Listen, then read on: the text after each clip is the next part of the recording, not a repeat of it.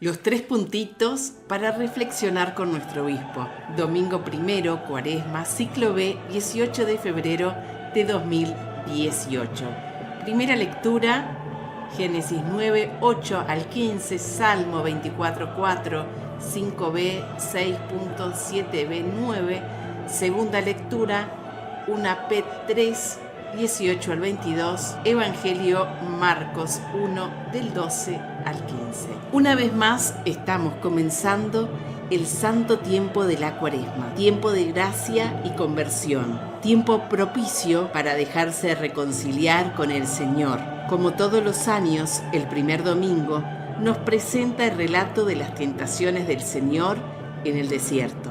En este ciclo B contemplamos el texto de Marcos. A diferencia de Mateo o Lucas, Marcos narra este episodio de manera muy breve, solo en 2 versículos, 12 y 13. Los otros 2 evangelistas lo desarrollan en más de 10 versículos cada uno. Este año tenemos una buena oportunidad para concentrarnos en la totalidad del misterio de la tentación según las breves referencias de Marcos y no detenernos en los detalles que Mateo y Lucas nos regalan para meditar en los ciclos A y C respectivamente.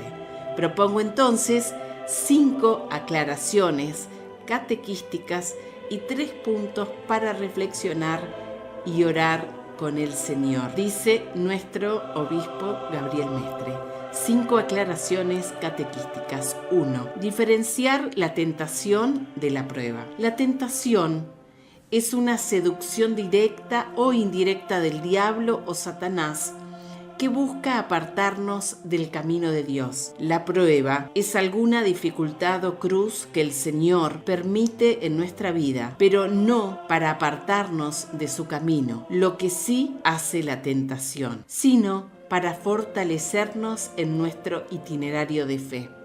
Dios no tienta a nadie, sino que permite la prueba para que crezcamos espiritualmente. Se puede dar la dificultad de que un mismo acontecimiento difícil de nuestra vida tenga su aspecto de tentación y su dinámica de prueba. 2. Diferenciar la tentación del pecado. La tentación está en la dinámica del sentir y el pecado en el consentir. El pecado es sucumbir a la tentación, es caer en ella. Si la tentación fuera pecado, Jesús, un pecador, y esto es una herejía, dado que en el Señor no hay pecado. La tentación, si no es superada, nos lleva al pecado, pero en sí misma no es pecado. 3. Cristo es tentado a lo largo de toda su vida terrena y no solamente en este episodio que hoy contemplamos. A veces se piensa equivocadamente que las tentaciones de Jesús se reducen a estos 40 días en el desierto. El Señor fue tentado muchas veces a lo largo de su vida. Algunas nos las narra la misma palabra.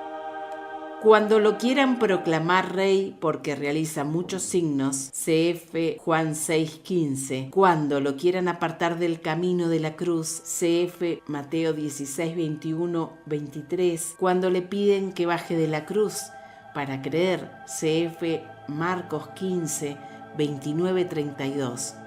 La tentación es parte de la vida del Señor. Lo mismo nos ocurre a nosotros.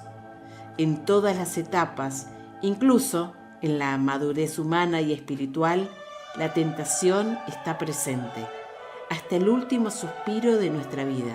En esta tierra, la tentación estará presente de una u otra forma. 4. La tentación se puede dar en todos los ámbitos de la vida. A veces se reduce la palabra tentación solo quien sucumbe a pecados que tienen que ver con la sexualidad, es decir, referidas al 6º y 9º mandamiento. Se puede ser tentado en todos los ámbitos de la vida relacional, la economía, la familia, la sexualidad, en la misma religiosidad. Caer en la tentación, sucumbir a la tentación, se traduce en pecados concretos que tienen que ver con la mentira, la crítica despiadada, el deseo de venganza, la mediocridad, la hipocresía religiosa, la impureza, el resentimiento, la venganza, la superficialidad, el odio, la indiferencia, el chusmerío, etc. 5. Las tentaciones sutiles suelen ser las más difíciles de rechazar. Muchas veces las personas se concentran solo en las tentaciones más grotescas y groseras de la vida. Por ejemplo, mentir de forma descarada, desórdenes sexuales muy evidentes, robar de manera desvergonzada, etc. Obviamente que no está mal concentrarse en estos aspectos. Sin embargo, algunas veces, teniendo la gracia de estar bien en estos temas, se pierde la positiva atención y no se revisan otros ámbitos de la vida, donde el diablo puede tentar de forma más sutil. Por ejemplo, en el desaliento y en el desánimo, la falta de compromiso, el miedo a afrontar las diversas circunstancias de la vida, el cultivo de la tristeza, el excesivo perfeccionismo que no respeta los tiempos de las personas y grupos, etc. Ahora sí, 3 puntos para meditar. 1. La tentación en mi vida. ¿Cuáles son o pueden ser mis tentaciones hoy? ¿En qué ámbito de mi vida puedo estar siendo tentado yo en este momento? Diagnosticar con serenidad y responsabilidad las mociones del espíritu en la realidad de nuestra vida. Recordemos que Satanás es muy hábil y busca de forma muy sutil apartarnos del bien, de la verdad y del Evangelio. 2. Contemplar a Cristo que vence la tentación. Cristo es tentado. Cristo vence la tentación. No nos concentremos solo en que el Señor es tentado. Animémonos a contemplar el triunfo de Jesús sobre la tentación. Dice San Agustín, ¿te fijas en que Cristo fue tentado y no te fijas en que venció la tentación? Reconócete a ti mismo tentado en Él y reconócete también a ti mismo victorioso en Él. Hubiera podido impedir la acción tentadora del diablo, pero entonces tú, que estás sujeto a la tentación, no hubieras aprendido de Él a vencer. 3. Por Cristo, con Cristo y en Cristo vencer la tentación. Solo por Él, con Él y en Él seremos capaces de vencer las pequeñas o grandes tentaciones de nuestra vida. Que todas las prácticas cuaresmales estén orientadas a reconocer la tentación y a triunfar en Cristo.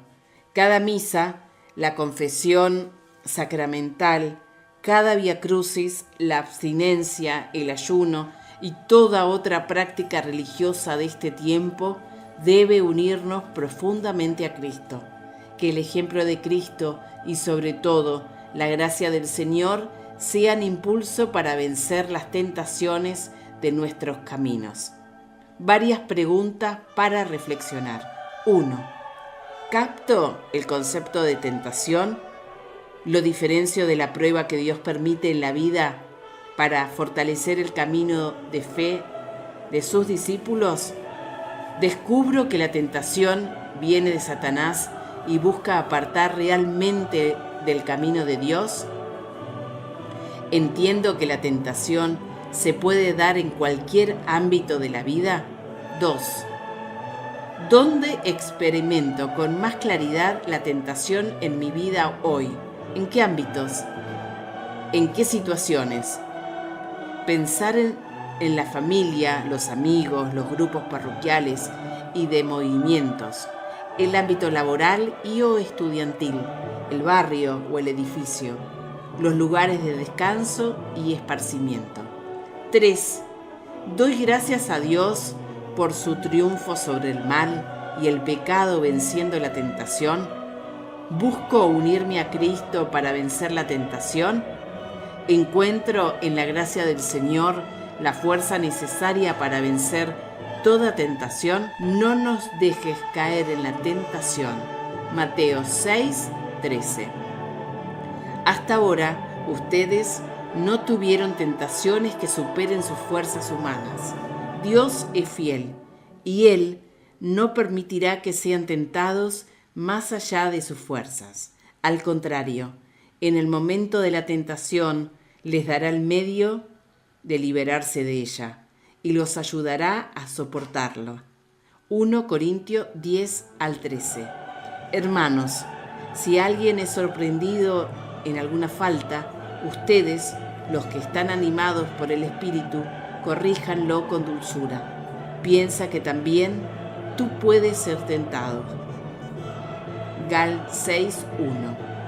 Nadie, al ser tentado, diga que Dios lo tienta. Dios no puede ser tentado por el mal, ni tienta a nadie, sino que cada uno es tentado por su propia concupiscencia, que lo atrae y lo seduce. Sant 1:13-14, Monseñor Gabriel Mestre, Mar del Plata, Argentina.